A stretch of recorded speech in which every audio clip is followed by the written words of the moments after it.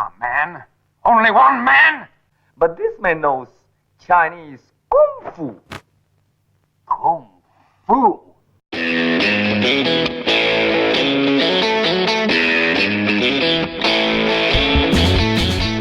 Hello and welcome back to our 2-week exploration of guilty pleasures on the Cine-Files. My name is Steve Morris. I'm a filmmaker and directing instructor in Los Angeles, California. Hello, everyone. My name is John Roque. I'm a voiceover artist, writer, producer, and host over at Collider, co-host Top 10, and co-host of the Geek Buddies podcast.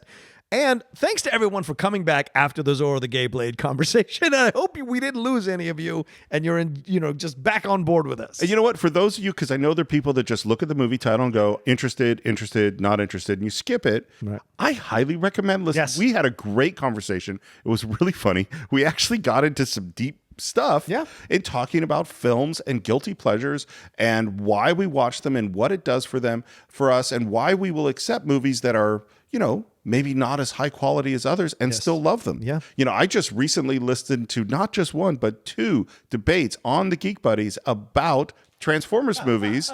And again, those were great conversations about movies that you love that you acknowledge are not actually the greatest films in the world, but you love them. Yes. I do.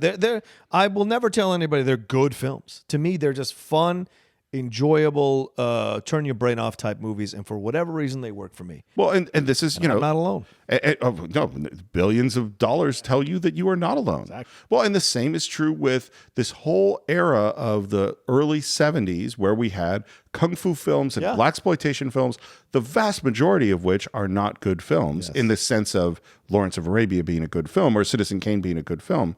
But they are films that people would watch over and over again. They would quote. They became huge cultural touchstones for giant communities of people, despite the fact that there were many things about these films that aren't good. And just to say what we said in the last episode, the way this started was we mentioned these guilty pleasures on our 150th episode of our Q&A, and one of our best supporters, who is both a supporter for this and for Top 10 show, Matthew Hasso, messaged us privately and said, I will pay you to do these movies. And we said okay. Yeah, it was a high enough sum that we're like, okay. Well, and the fact is that you love Zorro the Gay Blade, and I love Bruce Lee and Way of the Dragon, and so it's not like a real sacrifice, even though there's some issues with this movie. And so, since none of this would be happening without Matthew, I thought I'd give him a call and find out what he thinks of our guilty pleasures. Being Mexican myself and never seeing a Mexican American or a Latino who's really into the things I'm into, movies, and is into podcasting or just in that same vein. I think when I first saw John on Movie Talk, I just kind of instantly gravitated to him. And then the fact that most of our opinions lined up. And then when I found out about all the different podcasts he was doing in the top 10, I was fully on board. And then on top of that, the icing on the cake was they're actually interesting and fun to listen to. I mean, I've just been 100% in since I think Enter the Dragon was the first one I listened to. So I just have to say thanks to him and thanks to you guys for putting out the awesome content. So if I'm reading between the lines here correctly, are you saying that John Roca is the Zorro of podcasting? I am going to say yes so I can see him in that outfit. I think that's a great idea. Well, today we're not talking about Zorro. We're talking about Bruce Lee and Way of the Dragon. My guess is, from what I know about you, that Bruce Lee might be a kind of a special figure in your life. So I think most martial artists come to martial arts in 2 ways. Either 1, you get beat up, or 2, you watch a Bruce Lee movie. I am the former, not the latter. And I'm the latter. Okay. And I think my father just used it as an excuse to start taking martial arts with me. Oh, you started taking martial arts with your dad? Yes, I started taking it with my dad. He has a very innate ability with it. Got his black belt pretty quickly. Wow. And because of that, he got really into reading martial arts books.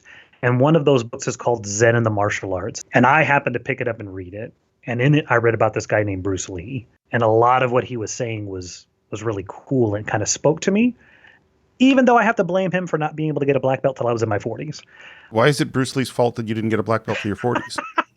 Because he was all about combat. And from 11 to 14 years old, it became a huge source of contention between my father and I about forms and katas and how they brought you up in the martial arts and ranking. And I kind of took that combat aspect of what Bruce Lee was talking about to heart. And my father and I had a very big, I think I'm a man conversation. And he said, well, be a red belt forever. And I thought he was kidding. And it wasn't until I was 42 that I finally got my black belt. So, by the way, I got my black belt in my 40s too. And I had been through because I had studied just a whole bunch of different martial arts. So I'd done different styles of Kung Fu and all sorts of stuff, and advanced, but then moved to another style. So I never got a black belt. So I don't know what it was like for you, but for me, when I finished that black belt test, that was an emotional moment. It was emotional on a lot of different levels. Because I did the same thing. I took, Wing Chun and Jiu-Jitsu. I did the gauntlet of all these things. And then later in life, my stepdaughter, her dad was like, I know you've been studying martial arts for years and years. Will you find a martial arts place for her? So I found a place, and then I got kind of the bug and started training again. And this is kind of hilarious because you'll definitely like pride messes with you. She was up for her black belt. And in Subak-do, it's very, very military tradition. Right. So if she gets her black belt before me, I have to call her Mrs. Yeah. And I have to like bow to her. And I was like, no, there's no way. And we tested at the same time. And on top of that, my wife got pregnant while I was on the journey to the black belt. And she had our baby Rosalind the 4:00 in the morning before the test. So I went to the hospital, stayed up all night, had the baby, and then she was like, go. And without any sleep, I then drove from the hospital to my test, took my test, then went back to the hospital. So Wow. stepdaughter, black belt test, my black belt test, baby daughter born, all at the same time. It was definitely just a lot of emotions. That is an amazing story. Let me ask you one more question before we run is, what do you think of Way of the Dragon? I love Way of the Dragon. I mean, even though the Donnie Yen versus Colin Cho fight in Flashpoint, I think rivals it almost, Chuck Norris versus Bruce Lee is still one of the best martial arts fight scenes ever. I totally think it. And I think it. you have to judge things by their era. For this time, at this budget, that fight scene is amazing. It goes to having two martial artists who have an understanding of martial arts. I think, you get into something like Mortal Kombat where they train most of those people to do the fights. Right. And it looks fun and you can edit that. But the understanding and the flow of what martial arts really is, I think martial artists can see the difference. When you watch a fight of two great martial artists and you're like, no, they are feeding each other's energy and they're having a good time interacting physically. And you see that in that fight. I think this is the first time since he's directing that you see the Jeet Kune Do. Right. Because the other ones, you could tell, especially like in Big Boss, like he's full still Hong Kong cinema. In this one, there's no wire work. And he's really doing more the mix of martial arts, Wing Chun, Jeet Kune Do. So I really, just seeing all of that in progression, I think is just amazing. And watching Way of the Dragon really makes me wish we could have gotten Game of Death the way he wanted to do it. Couldn't agree more. I couldn't agree more. Yeah. Thank you again for all of your support of the show, and thank you in particular for helping us to do these guilty pleasures, Zora the Gay Blade and Way of the Dragon. And one more thing I wanted to ask you: you have your own podcast. Oh yes, it's called Fanboy Junction. It's basically we are doing all superhero movies. We're starting with 1978 Superman the movie and watching all comic book based movies in chronological order and discussing them honestly. And so far, it's about a 50-50. And we're just kind of starting out, so we're learning and having some fun. But yeah, come out and check us out. It's been interesting to say the least. Definitely check it out. And thank you again for all your support. And now we're going to go into Way of the Dragon.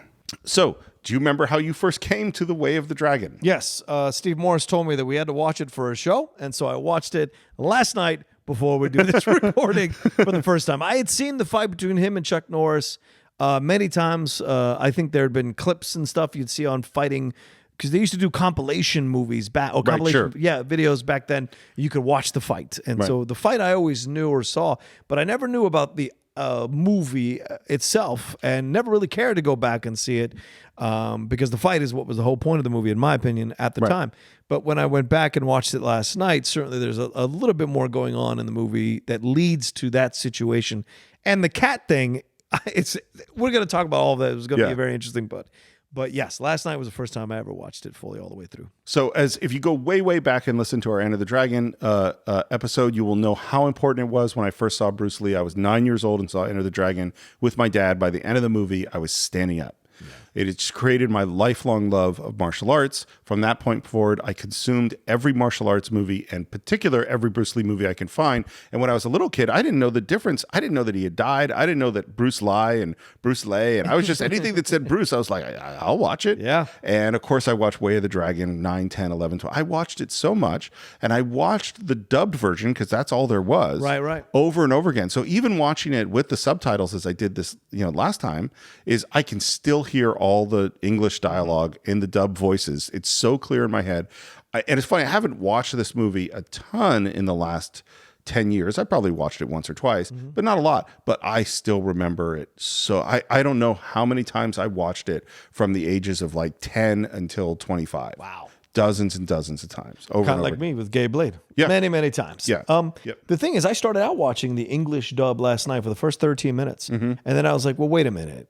Maybe I'm losing something here if I don't watch it with it. But actually, the English subtitles are the exact same. Yeah, as the I would English dub. say this is a case where you don't you hear different voices. Yes. And there's certain jokes because if everything is in English, the things that are some things are in English, and because a lot of the movie is actually in English. Yes. Some of those jokes don't actually work. Yeah. Things don't make sense, but the fact that Bruce actually can't speak the language of some of the other people. Yeah. So but really, it's not like, if we were talking about a Kurosawa film, it would be like, do not watch a dubbed version. Oh, God. How dare you? No, right. This is not that. This is like, Yeah. whatever. It gets the point across. Yeah. And if you haven't seen the movie or you want to see the movie, the way I saw it was on the Cinemax app. It's on Cinemax app right now. And so you can, if you're signed up for Cinemax on your cable or whatever, you can watch it on demand for free. And that's how I watched it last night. I think it's a great way to watch the movie. With the original Cantonese. You want to know what I think would be a better way? What's that? You might want to go to Cine-Files.net and you could buy the Blu-ray. There's a 3-disc collection with Fist of Fury, Big Boss, and Way of the Dragon. That's actually pretty nice Blu-ray. Might be able to stream it through Amazon Prime, which a lot of our movies do if you click on them. So, but you could also do it your way. I mean, your way would be fine. I mean, if you want. So the only pre-production I have about this film is that the first 2 movies that Bruce did were directed by I just drew a blank on his name. Okay. But they did not get along. Bruce did not like the vision of those first 2 films. And so this is his 3rd film, and he went off to direct it himself. And it got made. And then by that time, his movies had really hit in the United States. Before Way of the Dragon came out is when he went and made Enter the Dragon. And so Way of the Dragon, which was made first, was released in the United States as Return of the Dragon, because that way it could build off of. So that's why it was called Return of the Dragon for years. Even though the character in this has nothing to do with the character of Bruce Lee in Enter the Dragon, and is in fact very different from the character in the first 2 films. The character in the first 2 films are these revengeful, violent, kind of angry people, particularly in Chinese Connection, which is called Fist of Fury. So the titles are weird because the original title for the first movie is called The Big Boss, which was released in the United States as Fist of Fury. Oh. The title of the second movie is actually Fist of Fury, which was released in the U.S. as Chinese Connection. The third movie is titled Way of the Dragon, but was made before Enter the Dragon, so it was named Return of the Dragon in the U.S. So there's a lot of weird stuff with these very things. crazy. And then he died shortly after Enter the Dragon, halfway through making Game of Death, which is his last film. This one he chose to direct himself, write and direct. And, I think as a first film, pretty good. And this is where I go, man, I would have loved to see what Bruce Lee could have done. Like as he became a more sophisticated director, as we got into, this is just his kind of first baby steps. He's, it's not very long between the first movie and his death. It's a very short period of time. So that's all my pre-production. That Golden Harvest logo starts off with that music, and that is so significant to me because it's such a huge time in my life. With all the Jackie Chan movies or Golden Harvest, so many of this, it meant I was in for some kung fu, and that just made me really excited. Kind of a cool credit sequence. I love the credit, the rowing and everything. The rowing. It's badass, man. Yeah. And even nowadays. And that music is just, it is a certain kind of 70s iconic kung fu movie music. And we get to our opening shot, which is a close-up of Bruce Lee with a really intense face, and it kind of looks like he's going to fight someone or something. And the camera pulls back, and we realize that he is awkwardly in an airport, and there's a white woman and the White old lady who's kind of staring at him disdainfully, and he is embarrassed. Yeah. And I think this is such, because what we have seen of Bruce Lee before is the crazy, angry, violent badass in the first two films, and the completely self-assured, competent guy in Enter the Dragon. And what do we see here? This is a guy who's embarrassed and awkward. And I genuinely think Bruce has some comedy chops. Oh, yeah. I think he's really funny in this film. And the choice of making himself vulnerable is a really interesting choice. And I also think this is a little mini commentary. I think it's more than a mini about the racism he experienced here in the States, even though he's at a gate where he's not in the United States at all, but having a older white woman just stare a hole through him the whole time. And when the guy shows up to take her away, who she's waiting for, he has to literally shake her out of that trance of staring at Bruce so that they can roll off. And she thinks nothing about. And there's no resolution to this. Like, there's no conversation between them. There's no one getting better over the other one. She just gets shaken out of it and then moved away.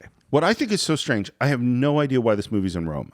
Like, it's so odd, because I think this movie is really about immigration. It's about immigrants. Right. And Bruce is an immigrant. Bruce was born in San Francisco. And by the way, if you want to hear more of a biography of him, go way back to our Enter the Dragon episode. We go into a lot of detail about his life.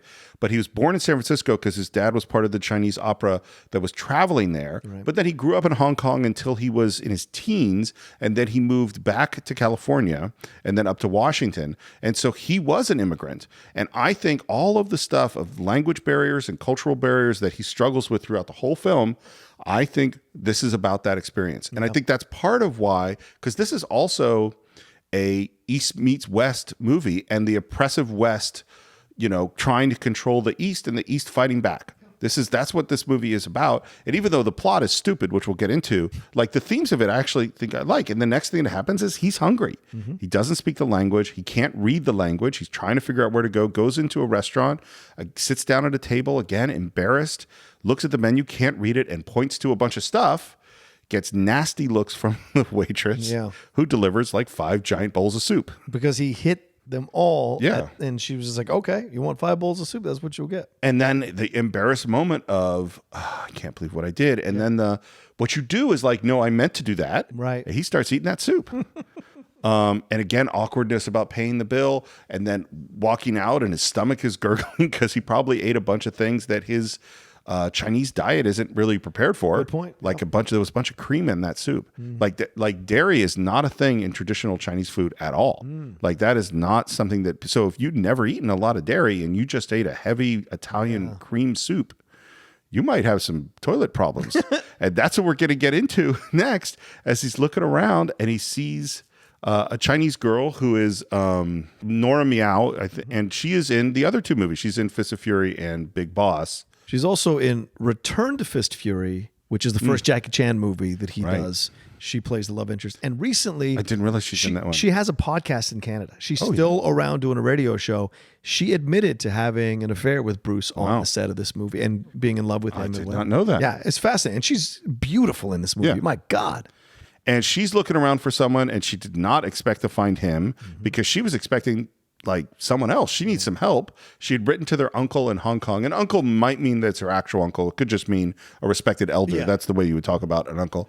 But she needs like a lawyer or something. And he goes, no, I'm gonna be able to help you out. But first, where's the toilet? Right. And she runs off to the toilet, and she's immediately disappointed and like, who is this guy?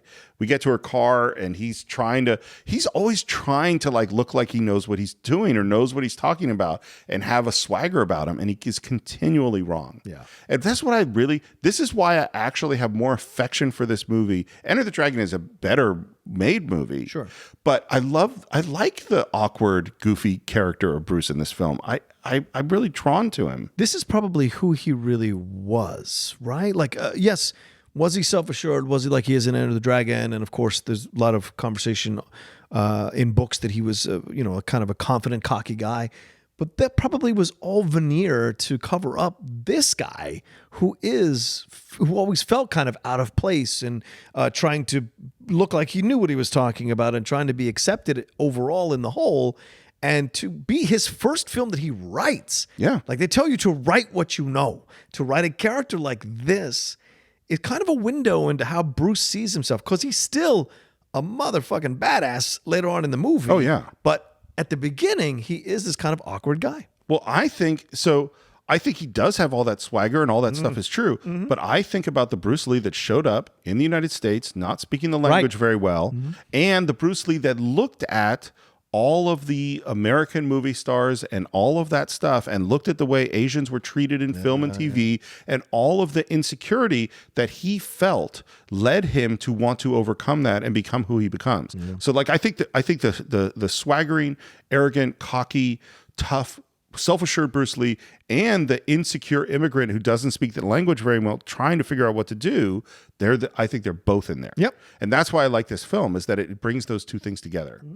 We do a gorgeous drive around Rome as we get a lot of it. It's like there's Trevi Fountain and the Colosseum. And again, I have no idea why we're in Rome, particularly because nobody speaks Italian. Like it's not, everyone's speaking English. Yep. Because when you either have Chinese that's subtitled or you have people that are just speaking in English. Yeah. And we get the exposition of, here's the plot. We have a restaurant. Dad died. She's running the restaurant. The crime syndicate wants the restaurant. I don't know why. And they're trying to shut them down, scare people away, etc. And that's why Bruce is here to help. Or that's why Uncle sent Bruce to help. Is it a stupid plot? Yes. It is also like the classic sort of it's both in terms of dumb action movies, particularly martial arts movies, and in terms of like dumb comedy. Like so and so wants to shut down our bakery. These are the dumb plots. Yeah. Shut down the orphanage. We got to get $5,000. We got to get $5,000. Exactly.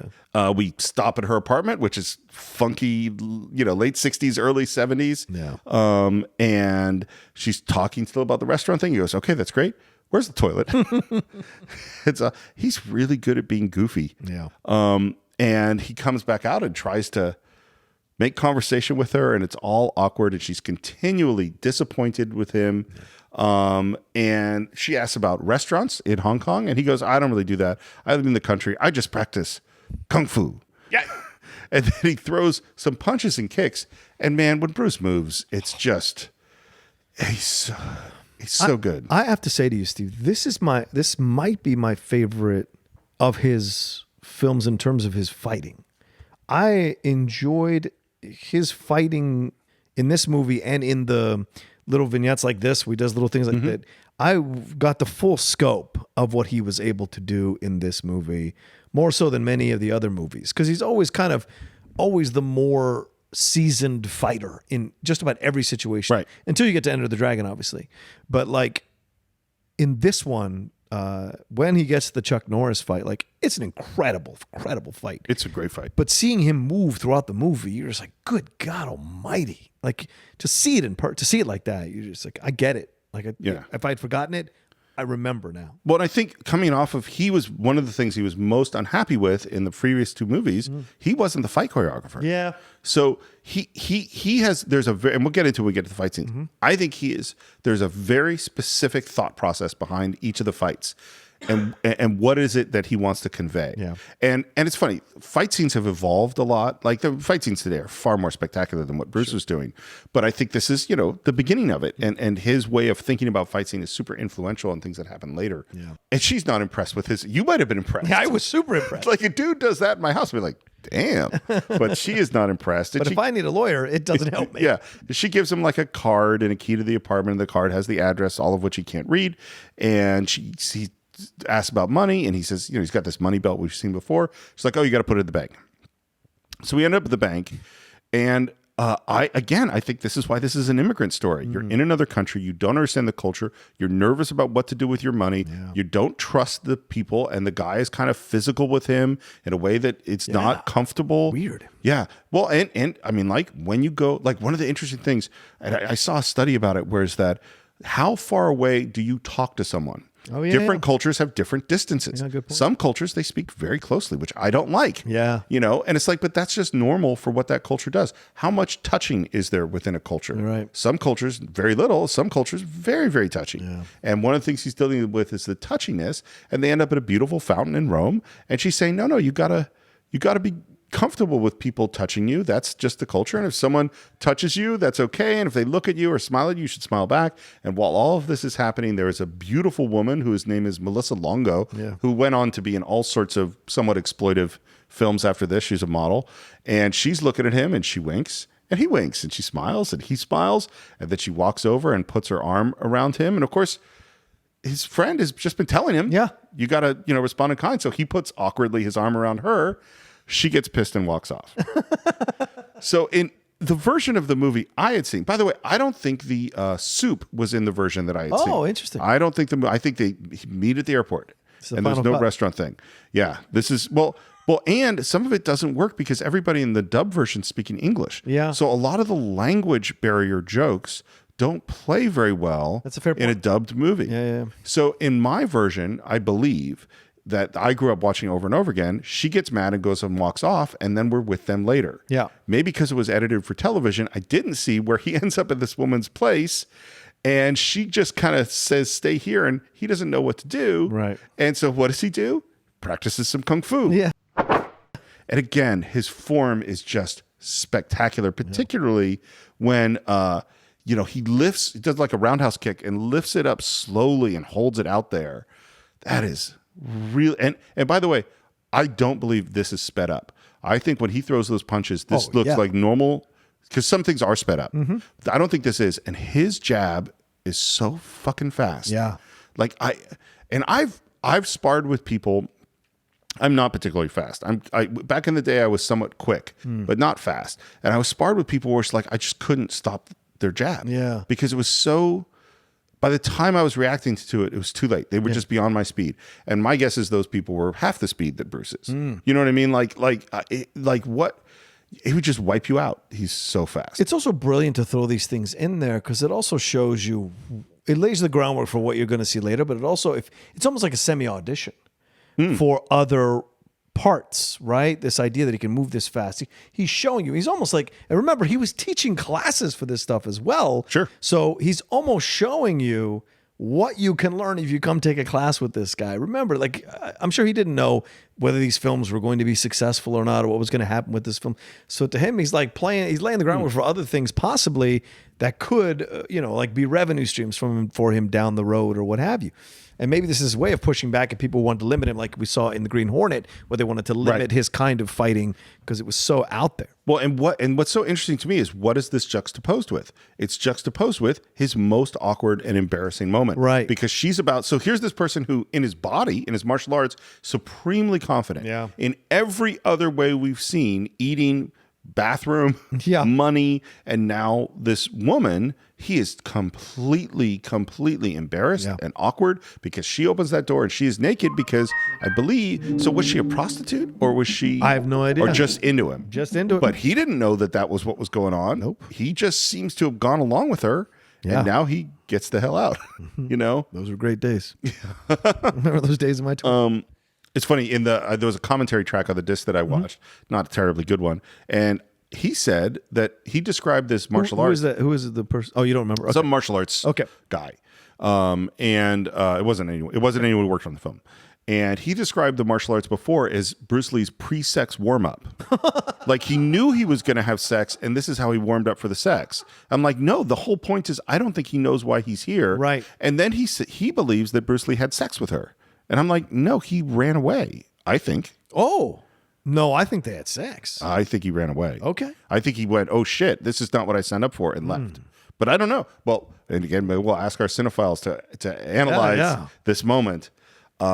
He heads back to the apartment, and now we meet Kyun, who is the kind of the friendly guy, Yes. and he's in a bunch of stuff, and he's in I know he's in Big Boss. I don't think he's in Chinese Connection or Fist of Fury. And we head off to the restaurant. No customers. We meet Uncle Wang, who's very happy to see them, and they drink some tea, and there's no customers because the thugs are coming around and scaring people out. Yep. And he says, oh, and by the way, the other guys are in the back training because they're training karate, and we go out to the karate class. And the leader, who I think is Jimmy, is a guy named, his name is Unicorn Chang. That's because his nickname is Unicorn Chan, and he is a childhood friend of Bruce Lee's. Oh, wow. And he is the co-choreographer choreographer with Bruce. So they worked on this together, and he's in 95 movies. Wow. I mean, this is the thing about this era of Hong Kong films, particularly with the Shaw Brothers and Golden Harvest, is they were making films this is like the old studio system. And so a lot of these guys were in 50, 75, 100, 200 movies. They're just in them all the time, cranking them out. And they have all decided to learn karate, not kung fu. And karate, of course, is Japanese, which is interesting because, in Hong Kong, their relationship with Japan is pretty rough. Yeah. I mean, this is 1970. What Japan did to China and to Hong Kong during World War II is a lot of anger still around. And people of Bruce Lee's age, they were kids during World War II. So there's the fact that they've decided to train in karate because it's stronger than Chinese kung fu is an important, because one of Bruce's missions was the ownership of Chinese culture. Right. And I think this is an example of that. And we hear that he does Chinese boxing. There's such a weird term, Chinese boxing. And I always wonder, what's the translation? Are they talking about a particular style, or are they talking about just Kung Fu in general? I don't really know. And everyone says hi to Bruce. Jimmy is the most distrustful. And they ask him about Chinese boxing, and does it lack power? And he says, it only lacks power if you haven't mastered the fundamentals. And they go, well, how do you develop power? And he says, you got to use your waist and your stance. Now, my guess is, I wonder if it's a better translation is hips, because that would make more sense to me than waist. So I'm curious about that, but that is good martial arts philosophy. Stance and hips or waist is how you develop power, particularly for kicks and really for everything, because that's how you connect the power of your legs up to your upper body too. Yeah. So that makes a perfectly good statement. And they say, well, why don't you demonstrate? And we get some pads. And he's like, oh, maybe I'd hurt you. And they kind of go, come on, you're not going to hurt us. We got our karate gis on. We're all black belts. I just wonder where they got these black belts from. And he's just starting to test the pads, and you're just kind of going, oh, here it comes. Here's the big moment. No, we're not going to get that moment because we got customers. That's right. We're going to delay. We delay seeing Bruce really do anything. We have those little snippets. We delay it for a long time. Yeah. Lay the groundwork, build up the anticipation. A lot of anticipation. So that when it happens, you're like, holy shit. Well, and what this movie does better, particularly I think than Enter the Dragon, is the best fight scene in the movie is the last fight scene in the movie. Yes. That's not true in Enter the Dragon, where the mirror fight scene is really neat, but it's not really fighting against a guy. No. Whereas this one is building. It's not gonna, the first fight scene we get is gonna be a small fight scene. We're gonna build up over time and do different stuff. And customers come in, he heads off to the toilet, and a guest comes in and opens the stall where Bruce is, and he is squatting on the toilet. So, which is how it's done in those countries. In a lot of the world. And I know, like at my school, because we have so many international students, there are signs that says, do not squat on the toilet. This is how you use the toilet. Yeah. And again, this is why it's an immigrant story. You come to another culture and you don't know how to use the toilet. Right. And that is embarrassing and difficult. So we're doing everything we can to make Bruce look bad in a lot of ways, to look insecure, to be embarrassed, to, like not quite know what he's doing. Yeah, out of place. Out of place. It's a fish out of water story. And now in comes the bad guy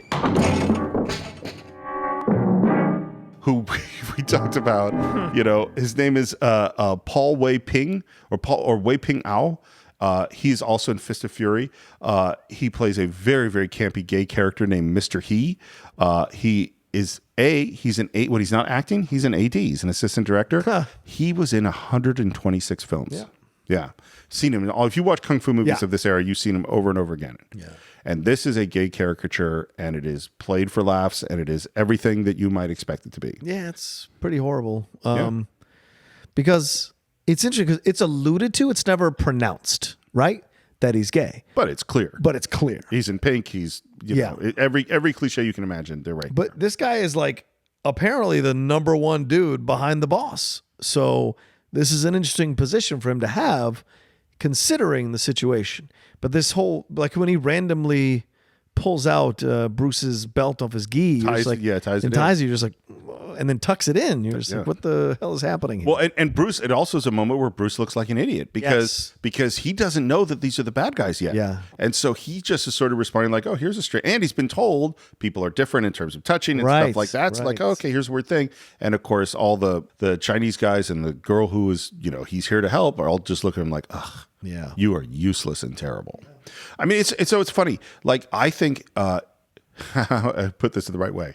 I think Paul Wei Ping Ao does a brilliant job at playing this caricature stereotype. Okay. You know? Yeah. Like, he is interesting to watch. And it is, in our eyes today, offensive and terrible. Yeah. You know?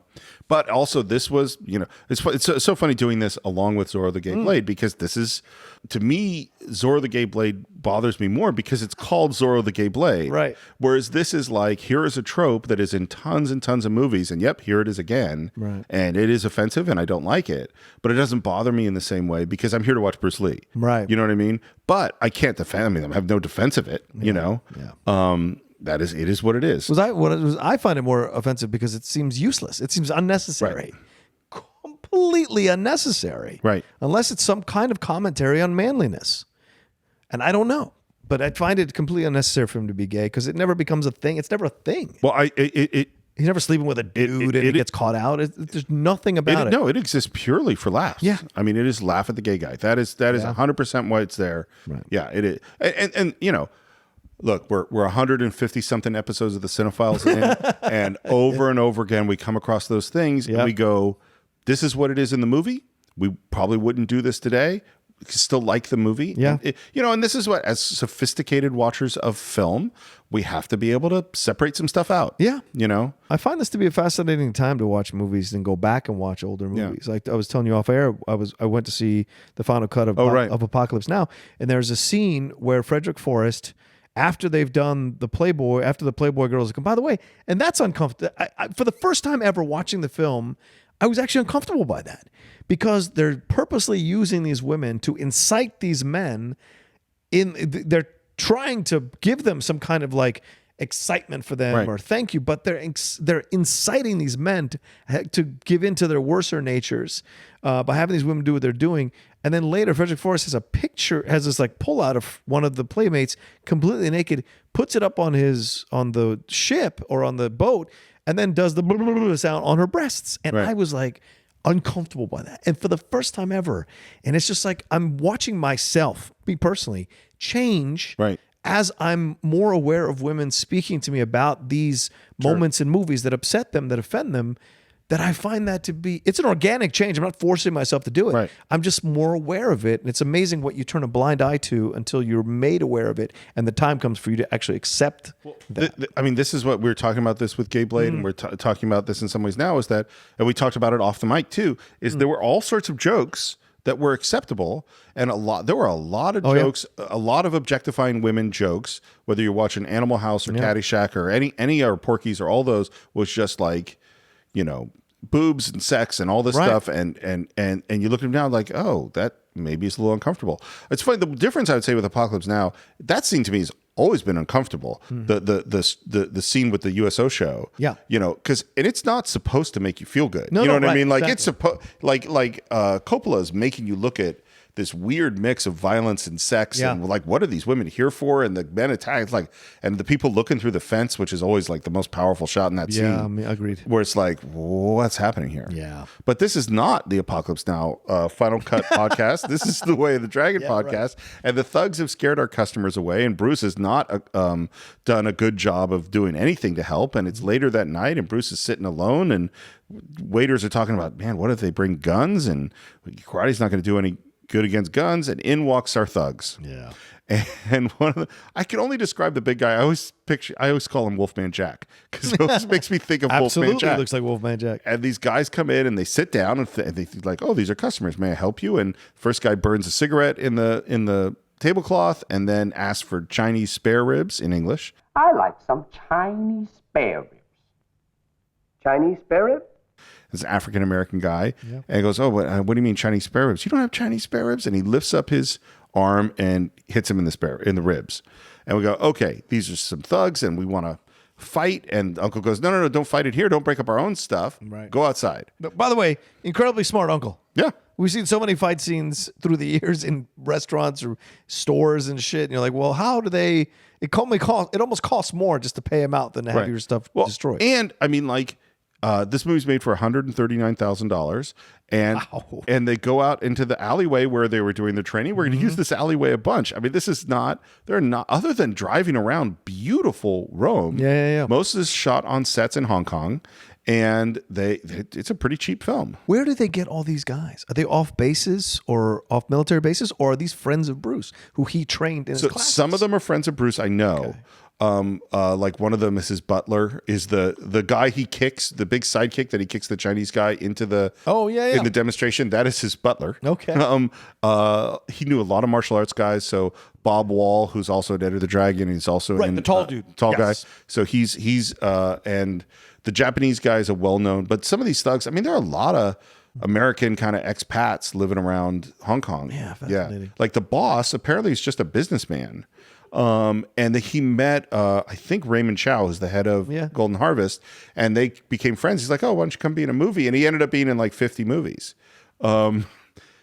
Anyway, so we go out into the alley, and the first thing that happens, Jack. yeah, is that Unicorn Chan he's the guy who's gonna fight. He takes off his big 70s watch, very cocky, does some silly warm-up stuff. I'm just keep calling Wolfman Jack. Wolfman Jack kind of looks at him, puts up his hands, and knocks him out with one punch. And they make a joke about Chinese boxing. For you kids, Wolfman Jack is a DJ from the 60s and 60s and 70s, yeah. Look talk it up. like this. Hey, babies, we're going to do this.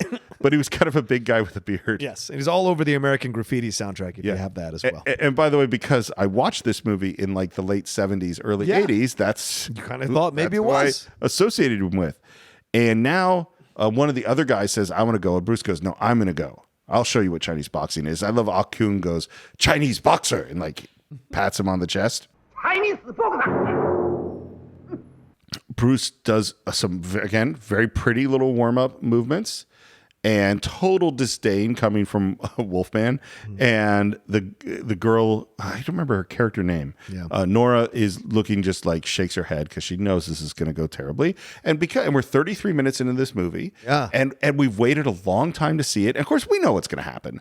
But like because you've made him look so insecure and so embarrassed and so awkward throughout the whole film, they've built up great and totally disdain from the guys and from everybody. Like we've built up some tension around this first fight scene. Yeah.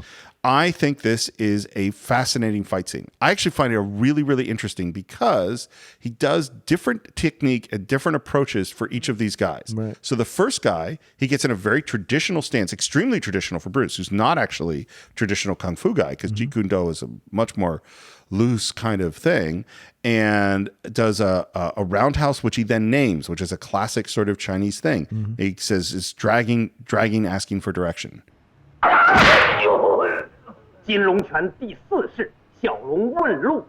And which I think in the dub version was like Little Dragon Seeks Path or something, which is actually a better line. And then he hits him with a big wheel kick and he says, dragon whipping its tail.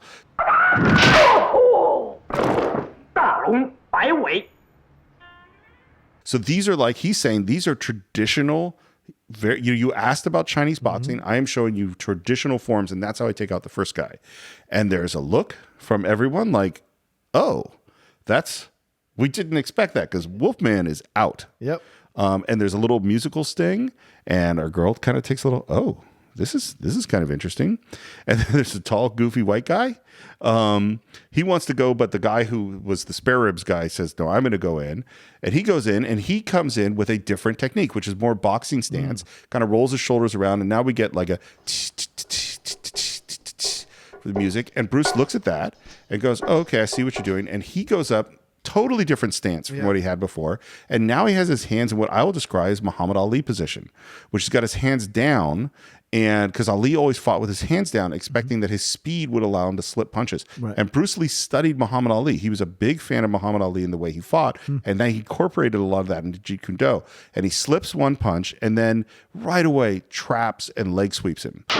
And it is super fast and efficient. And it is a totally different way that he fought the first guy. And then he goes down on top of him, punches him out, and sits on him. Yeah. And now we have two more guys. And they're going, oh, this is going to be trouble. The sitting on him, by the way, That's an awesome move. It's badass. That's total domination. Total. And he sits there and waits. Yes. Waits, and he's got his hands kind of on his knees, Yep. and he's looking. He's like, okay. So my martial arts teacher doing Sulam Phut was a guy named Eric Reichert, and he was a 5th degree black belt, and he was a little guy. He was 5'4". He was like 140 pounds. Wow. And we would spar, and he would do this thing that was the most irritating thing in the world, which is he would stand in a deep kind of stance, and he'd have his hands on his knees, which is so not up to block or anything. And he would look at you, and he's really low because he's a small guy. And he would go like, what are you going to do? Yeah. And he would wait. And I mean, I trained with him for 4 or 5 years, really intensely. This was like the most intense martial arts training in my life. And you would go like, fuck, what do I do? And you go, because his hands are down. So like you should, but he's so much faster than me. And I would go, and so I go, maybe I'll try with a kick. No, it didn't work. Maybe I'll try with this. No, it didn't work. And he would just humiliate you every single time. And it wasn't until my friend Jeff and I were both training with him, like it was maybe 5 years in that we could start to kind of give him a little bit of a hard time when he's in this position. So I think of these two guys walking in on Bruce, who's just sitting there. And there's a great camera as it dollies in on Bruce. And then what he does is kind of amazing, which is that he takes them both out with leg sweeps. So he sweeps one, and then he does a leg trap, which is like he catches the leg with the bottom of his foot, hooks his other foot around it, and then he rolls flipping that guy, which I've never seen that move anywhere else. And to me, what I like about this, and then he takes them both out, is that I think Bruce is saying something about martial arts in this film. That's why I think you respond so much to the movie. Yeah. Is that he's making a different statement. Like, I'm going to show you this traditional martial arts. I'm going to show you this kind of boxing kind of style. And then I'm going to limit myself to my feet and trap them and roll them. And he's showing you, not only am I going to beat you, because these are not skilled fighters. Right. It's like, I'm going to beat each one of these guys in an interesting and unique way to demonstrate something about what martial arts are. And in a way that counters their style. Exactly. Yeah, you're presenting me this because each one presents themselves and the stance they're going to use before Bruce reacts to it. Yep. So yeah, it's interesting. And all the waiters rush to embrace him, and the uncle is happy, and Akun is happy, and everyone is like, this is going to be great. And we head back to the apartment, and now she's kind of showing him a little bit more respect, and she kind of offers him supper. What's really interesting, she starts to flirt with him. Yes. He doesn't show any interest at all. Nope. I don't think that Bruce's character is gay, but I do think that he is not sexual. He's a martial arts guy. Yeah. Or he could just not be attracted to her. That's certainly possible too. Sure, that's possible, true. Yeah. I mean, generally in movies, if you have two people and they are attractive, they will be attracted to each other. Sure. Because we only got 90 minutes, we got to get done what we got to get done. And he says, I'm going to have to be up early for training. He asks about guns. And she says, yeah, you can get a gun. He's like, maybe. Next morning, we see him carving these little wood darts. Yeah. And we're back at the restaurant, and now everyone's treatment of Bruce is totally different. We got special food for him. All the waiters come and surround him, and they're really excited about his kung fu because they think it's so great, except for Jimmy. Yeah, It's like, I didn't see it. It's like, dude, you were knocked out in one punch. And so we go back into the alley to have some demonstration while Jimmy goes, come on. Yeah. He's being kind of an asshole about it. And we get in that same position. And we got like 3 guys with pads. And I love this moment. There's one guy's kind of a little nervous holding a pad. Yeah. And Bruce smiles at him. And then that smile goes away. And you hear that scream as he throws that first roundhouse kick. And it is scary. And then he turns to the other guy with the big pad. This is the one that's his butler. Yeah. And he kind of does a tap of a side kick. And then he does a big step in side kick. Yeah. And that kick is amazing. Yeah. Same kick that he broke Bob Wall's arm with in Enter the Dragon. Oh. Yeah. So in Enter the Dragon, you remember Bob Wall, who plays O'Hara, and he grabs the 2 bottles. Right. And he breaks the bottles because he's kind of broken the rules. Mm-hmm. And that's when Bruce hits him with that big sidekick and he throws him flying through the crowd. I know he didn't break Bob Wall's arm. Sorry. He broke one of the guys who Bob Wall fell on. His arm broke. Oh, Jesus. And from everything I've heard, when Bruce threw that sidekick. Yeah. And I remember learning that sidekick. I remember back in the day when I could, because you do a step behind and that cocks your hips in the right position. And back when I could lift up my hip in that angle. And it was just so powerful and fun to be able to throw that kick. Not like Bruce threw it. Let's be real clear. Yeah, right. And I feel terrible for that dude that went into those boxes. No doubt. Man, even with a pad, it looks brutal.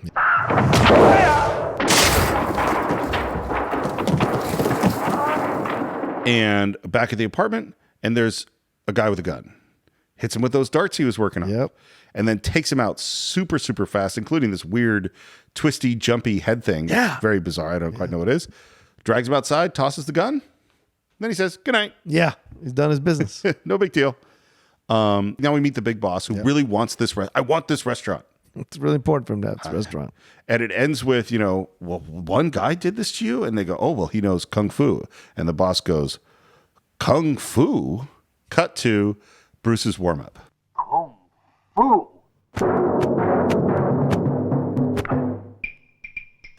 This is fucking amazing. Like him with his shirt off and that physique. Yeah. And those lats and that body that is unlike any other body I've ever seen on film. Yeah. Because it's so lean and so defined and he has such control over it. Yep. And those kicks and punches, and it's amazing. Yeah. The only thing I wish this scene was longer. That's fair. Because it's like I could just watch him move all day. It's not like you're watching a human move. No. You're watching a body built to do what it's doing. Yep. Perfectly and understands it. Yep. It's like some of the best basketball players. If you see some of the best basketball players, they're incredible to watch. It's irrelevant of winning or losing. Right. Just watching how much they naturally know what to do with their body on the court. It is incredible sometimes to watch that. Well, and this is, going all the way back to you and I talking about Gene Kelly. My love for Gene Kelly and my love for Bruce Lee are in the same vein because I love watching people who can use their body. Yep. Effortlessly and precisely and gracefully and beautifully. And Bruce Lee is just remarkable, but he stops because he gets distracted by the smell of some dumplings, which she made for some dumplings for him. Right. And she's like, are they good? He's like, well, they're not as good as Hong Kong. It's like, dude, your game is off. She made you some food. Say thanks. And she goes, well, let me take you on a tour of Rome. And we cut to the restaurant, and in come a whole bunch of thugs and the boss, and they rough up our guys saying, where's Bruce? And they go, he's not here. And they're like, okay, we're going to wait for him. And then we go to this tour of Rome.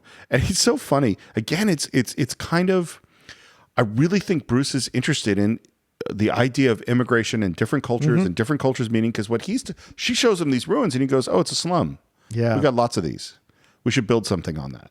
Shows him this beautiful fountains, which I think is Trevi Gardens or Tivoli. I mean, and he goes, we should tear this down and build a skyscraper. I'll make lots of money. I love that Bruce is casting himself as the person with a limited worldview. He is a person from the country. He is a person who, when it comes to martial arts, knows everything. When it comes to the world, doesn't know very much at all. Yeah. I think that's really great. And I again, this is why I go, I wonder what he would have done going forward. And we're back at the restaurant, and they walk in, and there's the people with all the guns, and he wants to do something and realizes he can't. And the big boss goes and kind of slaps him again. And then Bruce catches it. Yeah, slap. the third time. And is kind of arm wrestling him down. And then they bring up the gun and he lets the guy win. Yeah. And they basically say, we're giving you a plane ticket. You're going to get the hell out. And they go take him outside. And they say, be careful with the guns in public. And they start walking Bruce outside, and it's Wolfman behind him. And we walk back to our same alley, same set, where we did our karate training and everything. Yeah. And he says, put your arms down. Slaps his arm. Nothing. Bruce's arm doesn't move. Put your arm down. Slaps his arm. Bruce's arm doesn't move. Put your arm down. Slaps his arm. Bruce swings his arm down. Hammer fist to the groin. Yeah. Grabs a staff. For people who are interested in martial arts, pay attention to Bruce Lee's hands on the staff and how loosely he holds it. It is so, and that's the way you should have as little tension as your hands as possible, enough to hold it, but that's what allows you to slide the staff through your hands, change positions, and hit with power, because tension doesn't help you hit with power. Right. Like, it is really, really beautiful. And he drives some people back with the staff and tosses the gun away. Wolfman struggles back into the restaurant and says, "Guy, he's doing it again." And all the thugs run out in the alley, and Bruce takes off his shirt. He's got to take off the shirt. Yep. And some guys come out, and we hear music. Get him! And he draws one nunchuck. More guys come out. More music. He draws a second nunchuck. And again, I really think he is, I'm going to show you something. Yeah. He is doing a demonstration of different techniques that you can do with this weapon. One of them, two of them. Each time he does it, he's going to do something different. And that's what I find it's a key thing in fight scenes. And like, this is why I love Rocky movies. Mm-hmm. But Rocky movies, like, I'm going to swing big punches and you're going to swing big punches. You're going to hit me and I'm going to hit you. Right. And what's interesting about what Bruce Lee is doing is he's demonstrating you can do this, you can do this. He's never going to do, yes, he does that big spinning wheel kick multiple times. It's a great kick. Yeah. But he also is going to do different things to show you stuff. And that's what he does with the nunchucks, which obviously is his most famous weapon. Yeah. That he learned from Dan Inosanto, who's one of his students. And you can watch him fight Dan Inosanto in Game of Death. Wow. That's there's the Kareem fight scene in Game of Death, which is the movie he died in making. Mm-hmm. There's another fight scene, which I forget it, which is really good. And the Dan Inosanto, two guys, experts with nunchucks fighting each other. It's a pretty interesting fight scene.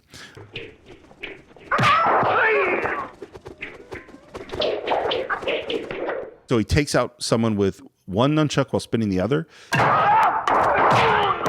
He's got it under his arm, and there's a guy coming behind him, and without looking, flips it back, knocks that guy out. And then he decides, okay, I've showed you what you can do with two. I'm going to toss one down. Now I only have one. Does another little demonstration, which is sped up, but it's still pretty awesome. Then the big, I guess he's Indian or something guy comes at him, and he does a block disarm and then a headshot. And again, this is like a demonstration. Yeah. And now Wolfman, who's sort of the leader, keeps going like, get him. Yeah, right. You get him. And he keeps pushing people forward. A guy with a knife comes in and he feints at the top and then uses the other hand to swing to the underneath. Yeah. Again, a different sort of demonstration. And he changes his grips on them. So now he's got them behind his back. Mm-hmm. And you don't know which side they're going to come out of left or right. And he takes another guy out that way. Another guy comes in flipping his knife back and forth. Yeah. He knocks the knife out of his hand and takes him out. And then he has nunchucks, one in each hand, and he uses them like he's punching with them, which is another technique. So again, demonstrating here's the list of techniques you can do. Yeah. And now we've got just Wolfman, who does a Mamma Mia and tries to get away, picks up a staff, gets disarmed. Then he decides to pick up the nunchuck that Bruce had dropped and hits himself with the head. Mm-hmm. Have you ever played with them, nunchucks? Yes, those are painful. Did you hit yourself in the head? Oh, yeah. A number of places when I was playing around with them. Yeah. We had Mike Moe come in. I did the interview with him, the guy who plays Bruce Lee. Oh, yeah. I saw the video. Yeah. He's incredible. But the nunchucks thing took a while for him to get back into his body because he doesn't really do much nunchucks anymore. Yeah. And he studied up more to do the nunchucks for the movie. Yeah. So when he was doing the display for us, he was like, he had a little bit of, but he hit himself a couple times with the nunchucks. Even the best of them at times will lose control of the fucking thing. So to see Bruce the way he uses it is incredible. The craziest, any weapon that has a chain in it is just really scary. Yeah. So like the nunchucks, like I did them a little bit. Mm-hmm. I wasn't good in any way. It wasn't anything I practiced a lot. Right. Hit myself in my shins, my groin, my head, all those places. People that do a 3-sectional staff that's got 2 chains in it, or people who do the whip chain that has the thing at the end, which my old sensei Sifu Kisu did that. That thing is amazing. And I was like terrifying. I would never, ever even try it because it's like what it would feel like when it hits you, which has got to hit you all the time. Yeah. I can't imagine. Because if I have a staff or a sword and I stop, it stops. Yeah, right, exactly. You have a thing with a chain and you stop, it keeps going. Yeah. It's swinging around there. And so he's wiped them all out. We're back inside. There's kind of still negotiating about the restaurant. Bruce grabs his darts, goes in and takes out all the guys with guns. And our karate guys, they help out. Mr. He and the boss tries to leave. He throws a nunchuck, catches his wrist. It's like, you're not going anywhere. And this is where not watching the subtitle version is better because Bruce wants to talk to him, but can't because he doesn't speak the language.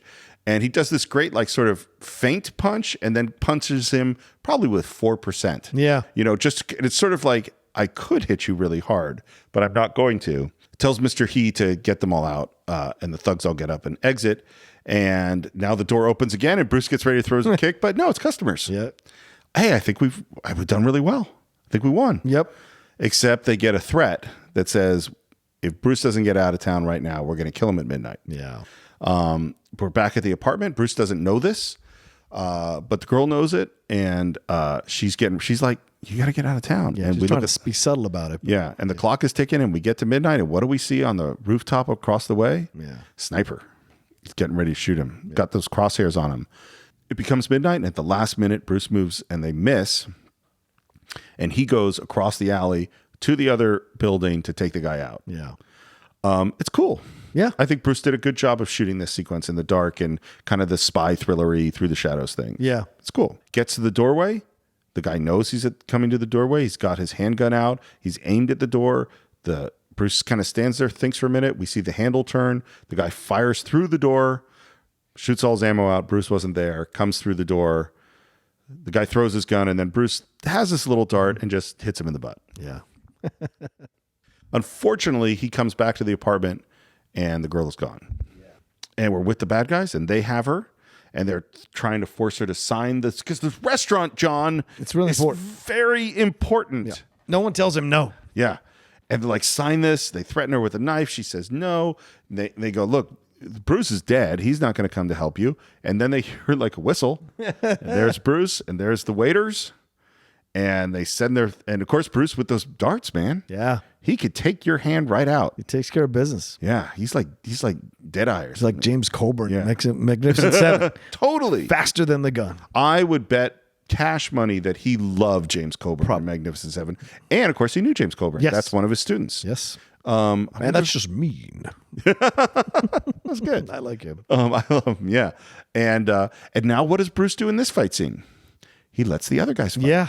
Which I thought was great. What a great twist. Yeah. He goes, I've teach these guys enough. And then it's so, and what that does in this weird way is you're like, okay, when's Bruce going to do it? And you could see like they fight okay. Yeah. They fight better than they fought before. They're still getting hit and they're still a little awkward, but they're doing pretty well. Oh, and it makes the audience connect with those guys even more now. Like it humanizes them even more as more than just sycophants or fans of Bruce in the film, the character that Bruce is playing. They now are an active participant in their own destiny. Yep. And so you now start to connect to them a little bit more so that when what happens later happens, you're just like, damn. You know? Well, and it shows Bruce in his element in this weird way, which is like, as a teacher, he could wipe all these guys out. Sure. That's not a problem. And he goes, no, what they need is they need the experience having this fight. And yeah, they're going to take some punches. And I'm here to help if they need it, but I'm not going to get involved. And we see Ah Kyun, who's sort of the friendly guy. He's got the little nunchucks, which is cool. And then Bruce, who's looking somewhere else, gets hit out of nowhere. Mm-hmm. Don't hit Bruce. And you go, oh shit. Takes off his shirt. And it's so funny because he only does a little bit, like just wipes a dude out. Then he stops for a little while, let them fight a little bit. They start to get in trouble, wipes another dude out. Yep. And there's this one moment where there's kind of a guy who looks pretty scared and Bruce has him cornered and he's near the door and he kind of goes, you should go. You could see the look like, go away. And the guy's not going anywhere. He hesitates. He looks towards the door like he's gonna go. Then he slightly turns like he might re-engage again. Yeah. And Bruce goes, all right. And then wham, kicks that light. Yep. Straight jump kick, straight up in the air, kicks that light. And that is not cut. It's a full-on shot. And you're just like, damn.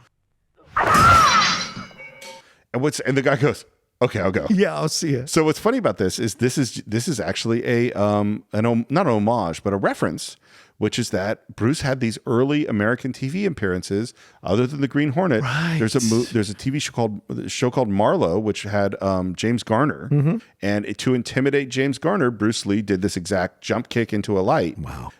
And it's just like awesome. Yeah, they use it in Dragon in the Green Hornet sequence. Yeah. And now way to go, Kato.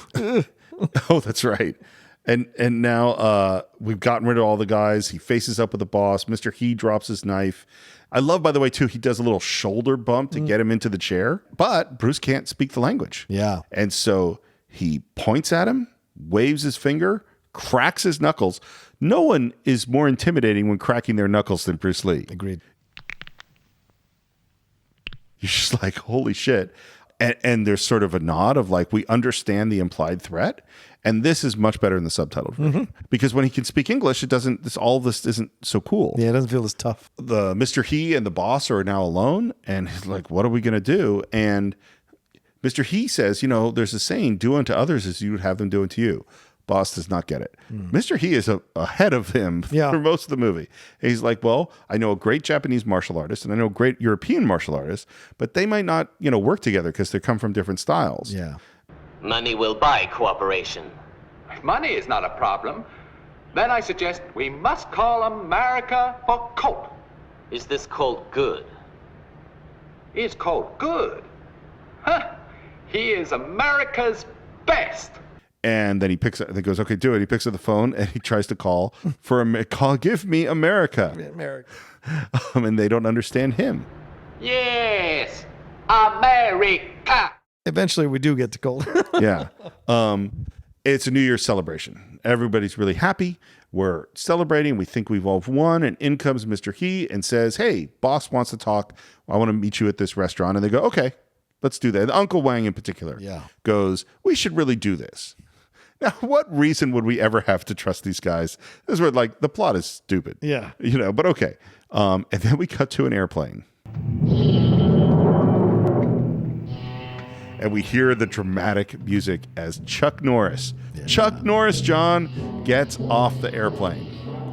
Wearing a full 1970s 70s. shirt with the stars and stripes and all over that shirt, which is great. It is kind of rust colored and 70s. So here's the thing. That airplane, that is the airplane that Chuck Norris arrived on. And Bob Wall is inside the airplane trying to stop the passengers from coming out so they can steal this shot. Hey, it's only $130,000. You got to do what you can. And I love, too, this shot of Chuck leaving the airport. And you have the dun, dun, dun, dun. And the camera is zooming in right into his crotch. Yeah. It is that is Chuck Norris. And I don't know what exactly Bruce is implying by just it's the thing you never do on film, but there is, we're right on the package there. America swinging from the nether regions. Yeah, I like it. Did you know that Chuck Norris's tears can cure cancer? Yeah, there's so much about Chuck. Unfortunately, he never cries. No, he doesn't. I've never seen him cry. We should put a link up to all the Chuck Norris stuff. They're great. This is his first movie. He is a 7-time full contact karate champion. He did train with Bruce Lee. Obviously, there is a lot of talk about who would really win in a fight, and there are people who say 100% Bruce would win, and people would say 100% Chuck would win, including Chuck. Chuck, of course. And Bruce is not around to defend himself. No. So, yeah. And we cut to Bob Wall, who we've already discussed, and the Japanese fighter is Ing-Sir Huang, and they are fighting, and they're fighting for who's going to fight Bruce. Right. It's a fun fight scene. And Mr. He is kind of jumping on Bob Wall's back, trying to get them to stop. And then in walks Chuck with the boss. Yeah. And immediately Bob Wall rocks up and bows because this is his teacher. Right. And the Japanese guys, who would do karate better than a Japanese? Mm-hmm. And Chuck kind of looks over at the boss, and the boss is like, yeah, go to it. So Chuck gets up, real slow. He's got real presence, I think, in this movie. Oh, yeah. Yeah. I mean, look, I don't think we're going to be doing Chuck Norris movies on the Cine-Files. Yeah. I mean, there's not really a movie that's really good. I've watched a ton of them. Maybe Missing in Action. Maybe. I have almost no memory of it. Yeah. And I can't imagine we're going to do any of the Expendables. No. So, yeah. No, yeah. Yeah. But in this moment, he knows how to hold the screen. And this is one of the things that beginning actors don't know how to do, which is be still. Yep. Don't do much. Mm-hmm. And he does so little. And he kind of gestures for the Japanese fighter to come in and just wipes him out. And Japanese guy kind of gets up and goes, oh, okay, this is going to be more serious. And Chuck jumps a leg sweep and then grabs him and does a back roll rolling on top of him, and is about to do the sort of finishing punch, and the boss stops him and he freezes it. Yeah. And you're like, damn. And this is key to martial arts films when they're done well. Make your bad guy scary. Yep. Yeah, we've seen Bruce be awesome, but now we've seen this guy and gone, oh, shit. Yeah. Because these are good fighters, and he just wiped them out. Mm-hmm. And he did it looking totally calm and cool. Well, and isn't this Bruce's further attempt to kind of denigrate Japan in a way? Because who can do karate better Yeah. than the Japanese? An American does it better than your country's representative. And then earlier when they say, oh, we're studying for Japanese karate, he uses Chinese methods to destroy these guys that they can't do with their Japanese karate.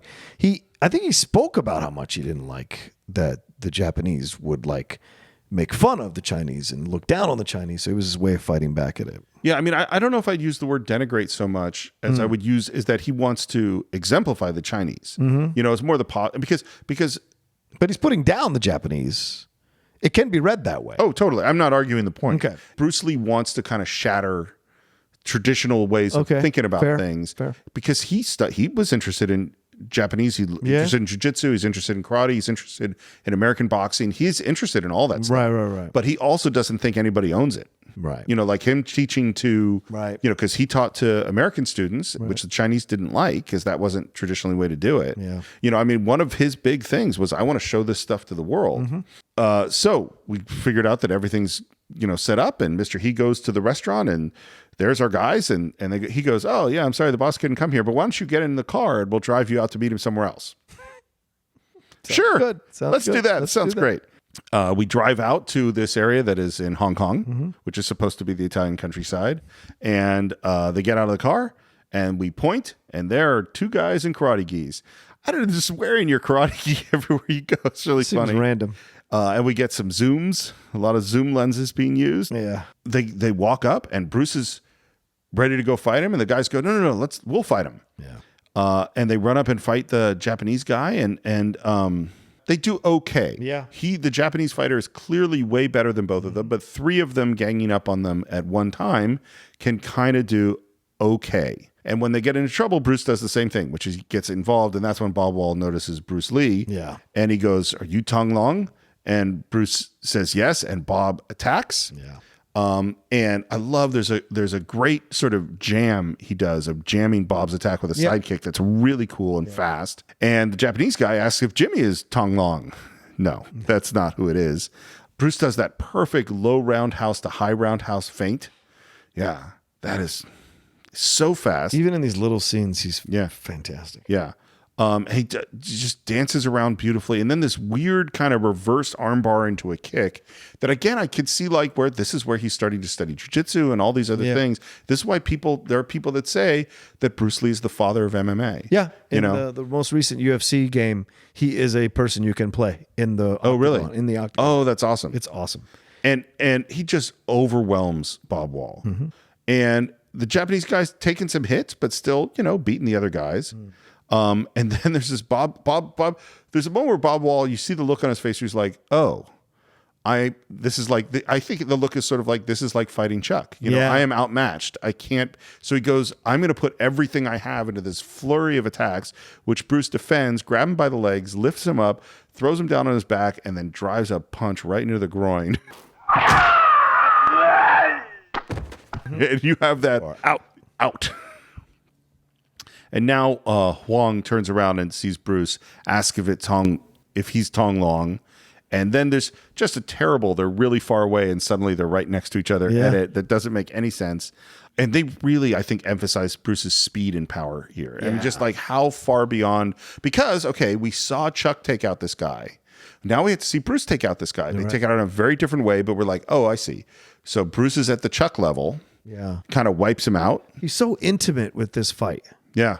That's what I think that with Bob, he has to stay the distance because Bob is so tall. Right. But with him, Chang, he does different moves. The one move he does where he kicks him from the front when he's behind him, that's an incredible fucking move. And I was just like, I rewound it just to watch how he styled that move and got into position to even make that move. And I was just, man, this is incredible choreography. And it all works so intimately that you just caught up in it so well. Well, and your point is so important. I hadn't thought about it. What you said was like that Bob Wall is so tall is that, and this is why it's like, oh, each fight is different. Yeah. You know, and this is why I love fight choreography is like, it's an art form and it's storytelling. We're telling a story here through good fight scenes. It's not just they fight. I throw punches, you throw punches. Right. It's what's really happening? And once he's sort of beaten down this guy, and this guy keeps trying to get up, and Bruce is like, no, don't get up. And Tony and Jimmy come in and they're gonna take this guy out. And we hear from Mr. He come this way if you dare. This is your death. And Uncle Wang says, Tony and Jimmy will be fine with this guy. You go off ahead. Yeah. And Bruce goes off. And we see, I love the sort of final beatdown of this Japanese guy where they're all exhausted and just throwing their last punches, and they win. Yeah. And they're down on the ground, and Uncle Wang comes up behind them smiling, and he looks around. How are you guys feeling? Yeah. Oh, my body hurts. Oh, la, la, la. And you're like, oh, at least they did it. Yeah. And then Pulls out a knife, stabs them both in the back. damn. I mean, it's so on the nose, but yet it worked. And remember, I've never seen the movie. Right, that's what, yeah. So well, you texted me when this happened. I thought it was really well done. I had no idea. And then when he gives his reasons for why he did, I'm like, that makes so much sense. And I could see somebody doing that, going, I'm not going back to my town poor and going back to working in a fucking kitchen. I'm going back with some money, and I'm going back to Hong Kong, a rich man. I'm going to get a house. I'm going to do this or that. Well, Andy says you've got to pay for it. His wife and kids are in Hong Kong. They've been waiting for him. Yeah. That's why I say this is an immigrant story. Right. That's what I keep going to is like, oh, even though the plot is stupid, the theme is actually you come to the new country where you don't know anybody, where you're awkward, where it's really hard, you work really hard, and your goal is to make the money to take care of your family, back home. Yeah, and maybe he was sent by the uncle Yep. who was an older brother, Right. sent him to go to Rome to open this restaurant, be away from his kids and his family. And then he had to do it because that's kind of the familial obligation of it. But now in this situation, when he could get out of it, he's had to endure the tongue of life. Because remember, the whole time he's been trying to keep Bruce from fighting. He tried to get him out of the way so that he might get killed. All this kind of stuff. Like when you go back and look at all his moves or decisions through the movie, you're like, oh, this guy's been trying to get out of the situation the whole time, get the money and roll out of the situation and go. Well, and Bruce's, I mean, like, maybe I'm jumping the gun a little bit, but like, where did these movies play? They played in the same movie theaters in America that blaxploitation Right. Played in the urban movie theaters. And Bruce Lee is a huge icon for the African American community, Yes. particularly at this time. And if you think of like, this is the story about the oppressed people fighting back. Yeah. This is, you come to this place where the system is rigged against you. They run, we assume, a great Chinese restaurant, and nobody's coming to it because the system is rigged. And they are not allowed to succeed. Yeah. And their only choices are to turn on themselves like Uncle Wang, or to just get the beat down. And here comes Bruce Lee, and who is he fighting against? He is fighting against Americans, essentially. I mean, that's really what this movie is. Yeah. Because Chuck, obviously, but everybody's speaking English. No one's speaking Italian. And the boss looks American. And boss looks American, and Yeah. we are going like we are fighting out. And you even have Mr. He is the toady who Speaks English. who speaks English Yeah. and is from China, who has betrayed his own people Yeah. in order to work with the Americans. And you have Uncle Wang who is doing that too. Like this is a story about classic immigrant themes, and there's a reason why communities that were kind of downtrodden in the U.S. looked at Bruce Lee and went, "Yes, Yeah. that is our hero fighting back against what we're fighting back against." Systemic oppression. Systemic oppression, and he's taking no shit. Yep. And he might be insecure, and he might be embarrassed, and he might be naive, and all that. But when it comes down to it, he doesn't take shit. And right now he's going into the fucking Coliseum. So this is it's funny because no one can shoot in the Coliseum now. Yeah. Like it's a historical landmark. Apparently, the guy who got them this permission is Bob Wall. Wow. And I don't know how, but he knew a guy or something because they're really, and it looks amazing. It's all who you know. It looks, they're running through, like the shot of Chuck Norris in the karate gi, in the arch, across the Coliseum, doing the thumbs down. It's like, fuck, this movie just got cool. Yep. And how the symbolism is not hard to find. We're in the Coliseum for our two champions to battle. And I think this is probably the best filmed part of the movie is the sort of cat and mouse going through the Coliseum with Mr. Key yelling scary stuff at us. Yeah. It's cool. And the cats. Yeah, and the cat. There are a bunch of, it's so. The random cat. And he comes up the stairs and there's Chuck Norris. And we are now back on the Golden Harvest backlot. This is no longer in the Coliseum. Oh, okay. Yeah. The fight scene is not, they only had like an afternoon to shoot the shit in the Coliseum. And now we're back in Hong Kong and they face each other. And as you say, this is one of the great fights. Oh, man. It was so good to see it again. Had not seen it in such a long time. And the story, and this is what, like you said earlier, Steve, fights are stories. Yeah. Things happen within the fights. People sometimes bitch me out for liking professional wrestling. Everything within a Those are match stories, yeah. is a story. That's all. The swings, the turns, the kickouts, and then the eventual victory. It's all a story. And the great ones know how to tell a story within the time frame of what they have. a fight. And they have same thing. characters. And they have characters yes. and backstories and Yeah. And all moves that you know that they can do, and do they pull them out at the right time and surprise. This happens all through this fight. It's fantastic. Yeah. And you have the slow, silent build. Yeah. And you have, they kind of look at each other and they know like this is serious. Yeah.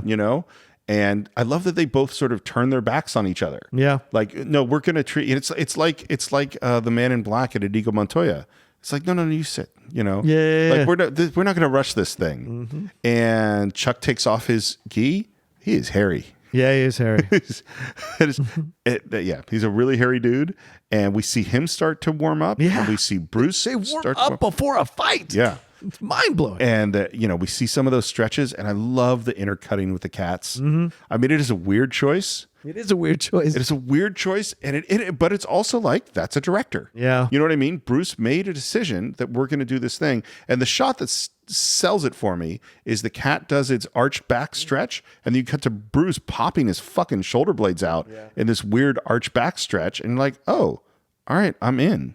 Well, and maybe this is a symbolic usage of the cat too, because a cat is so lithe and can move at in any way at any time, and can adjust and fight and can be crazy at the same time that it is totally chill 1 second later. A cat can move as it wishes. And while I wouldn't say that watching Chuck throw warm-up punches and stuff is as cool as watching Bruce, Right. that dude's karate's good. Yeah. Those punches are fucking sharp. They're ferocious. Yeah. Yeah. And because one of the things you see with good martial artists is there's no wasted energy. Mm-hmm. There's that everything is in perfect alignment, because power and speed comes from alignment, and like everything is just spot on perfect with the way Chuck's throwing those punches. And, they kind of each done their warm up, and they turn around to face each other, and they approach each other. And then there's a moment where they kind of walk down the hallway together, sort of studying each other. Yeah. And I love the build. I love the we're two professionals. They recognize another professional. Yeah. And they go, oh, this is, this is going to be serious. Yeah. Chuck kind of steps into a stance, and Bruce steps into a stance, and they circle, they inch forward, and then the cat screams and Bruce attacks. And we, of course, I can't say enough about the iconic sounds of Bruce Lee's voice during the fight scenes. So that cat scream just brings us right into it. Mm-hmm. There's a quick back and forth, and then Chuck hits him with that spinning wheel, which is the kick that Bruce has used the most in this whole fight. Yeah. And Bruce goes down. And really, other than that guy randomly hitting him who he wasn't expecting in the office, this is the first time Bruce actually got hit. Yeah. He gets beat up quite a lot during the first part of this fight. I was really surprised by that decision. Well, I loved it. But that's what it should be. I mean, like, if you don't feel like your hero is threatened, then why are we having this fight scene? That's why building up the bad guy is so important. And Chuck is kind of like, I got this at this moment.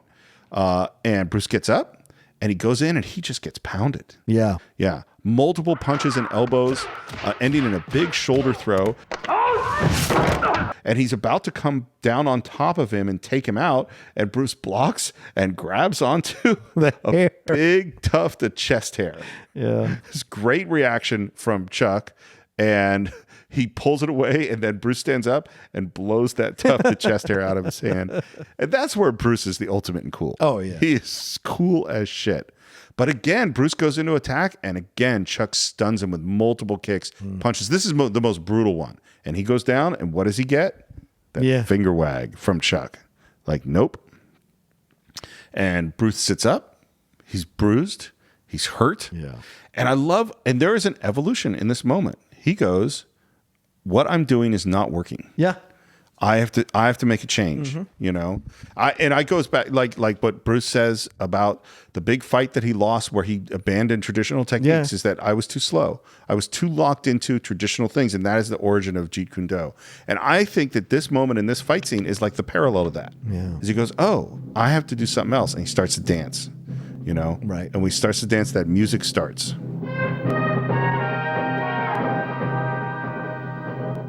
But also, there's a symbolic moment here too, because you see the cat playing with a rock.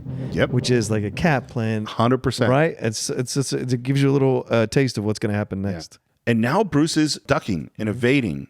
And it's interesting because I think he actually realized that for the first time he's facing someone as fast as he is. Yeah. And that he can't just stand in there. He has to kind of move around it. And Chuck starts to get frustrated because he can't hit him. He's throwing huge stuff and he can't quite get to him. And this is where you see that cat playing with the rock.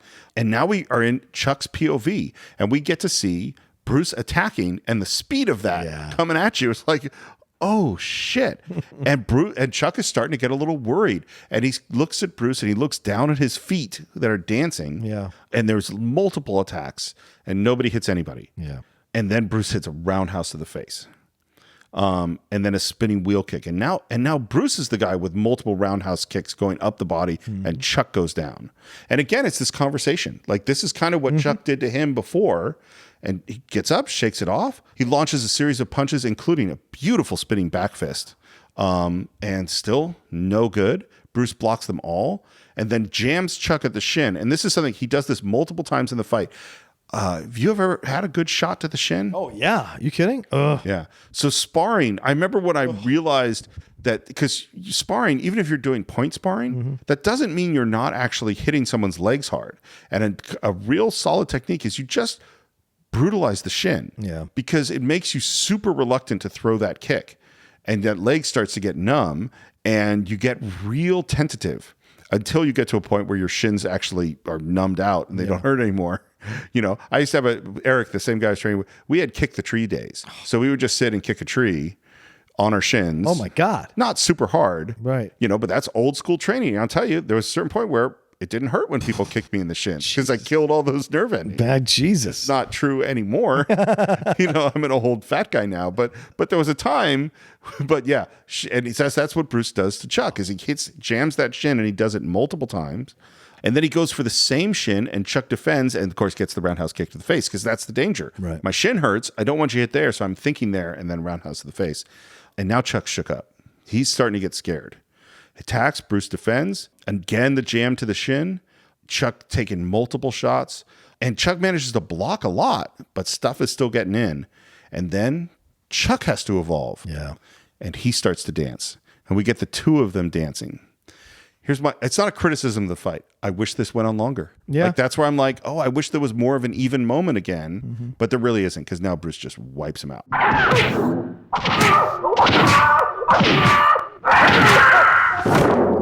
Chuck goes down, starting to see Bruce blurry-eyed, gets up, comes in for a roundhouse. Bruce sweeps that leg on that roundhouse, and it hurts. Yeah. You could feel how much that fall hurts. Again, he's slow to get up, and again, Bruce defends, pushes him up against a wall, multiple big punches, and then Chuck does this. He tries to fight, and Bruce does something to his arm and something to his leg. Like, he dislocates his shoulder and breaks a leg. Yep. And Chuck goes down again, and he's still fighting.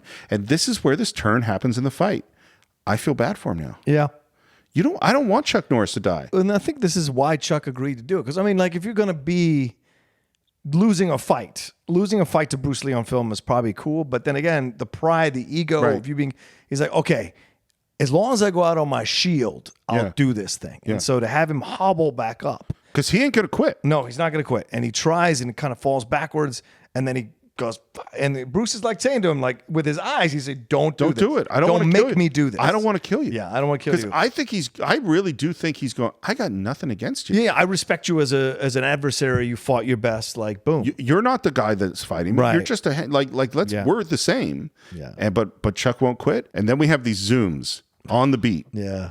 So I'm sure you remember, I've said it several times now, is that zooms came on very bad favor in Hollywood. Like, that's a cheap thing to do in a film. And we didn't use zooms through the 80s and early 90s. And now zooms are kind of back in now. Yeah. I think this is why. I think they were really associated with cheesy kung fu movies. Yep. And they said, we can't, because this is like, doom, doom. Zooms in on Chuck, zoom in on Bruce, zoom on the cat, zoom in Chuck, zoom the cat, zoom Bruce. And it is silly but still cool.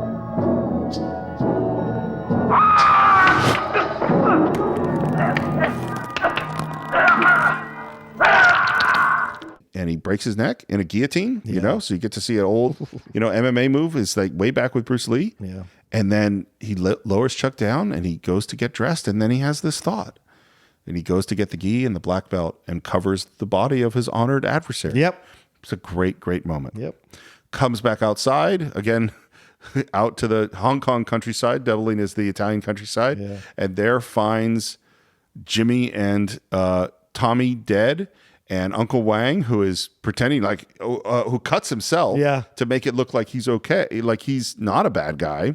We see Mr. He is there, and then and Uncle Wang's got that knife, and he's going to stab Bruce in the back. Which, by the way, I don't think that was a good plan in any universe. I don't think you'd get away with that, but he doesn't have to, because up comes a car with the big boss, which, by the way, that's Bruce Lee's car. And he told the actor playing, he said, "Don't mess up my car." Can you imagine you're the actor? He's the director and the star, and he tells him, "Don't mess up my car." And he's the baddest motherfucker in the world. He's Bruce Lee. Comes up and comes out shooting and kills Uncle Wang, kills Mr. He. Yeah. And then who comes up right next? Here's the cops. Yep. And that's done. Yeah.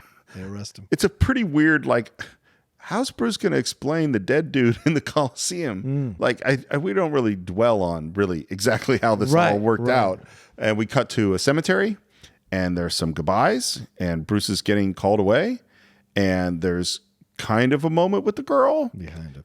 Kinda. And then he walks away, and we get the music, and we've reached the end of The Way of the Dragon, starring Bruce Lee. I like that he never told him that the uncle turned on them. I do too.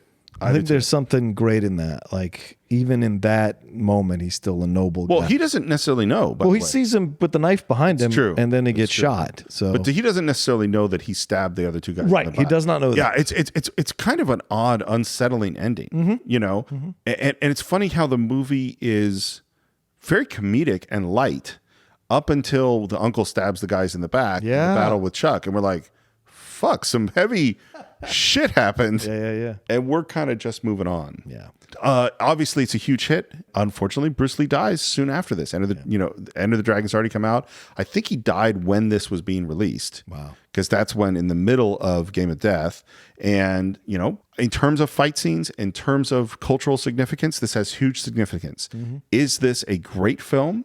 Like, Network and Citizen Kane and Lawrence of Arabia, and even a great film like The Big Lebowski or The Princess Bride? No, I don't think it is. Do I think that the themes that are in it are really interesting the more I thought about them in terms of being the outsider coming into America? Yeah. Do I think the plot is a good plot? No. Do I think Bruce Lee is charismatic as fuck? Yes. Will I, if you make just a cut of all his warm-ups and all the fight scenes, will I watch them a dozen times? Totally I will. And is Bruce Lee hugely influential on my life and on anyone who ever studied martial arts? Absolutely. I think those are my final thoughts. Okay. Yeah. What are yours? I can't add much to that, honestly. This is your guilty pleasure, and to be honest, I don't feel that guilty. That's in your, nor should you.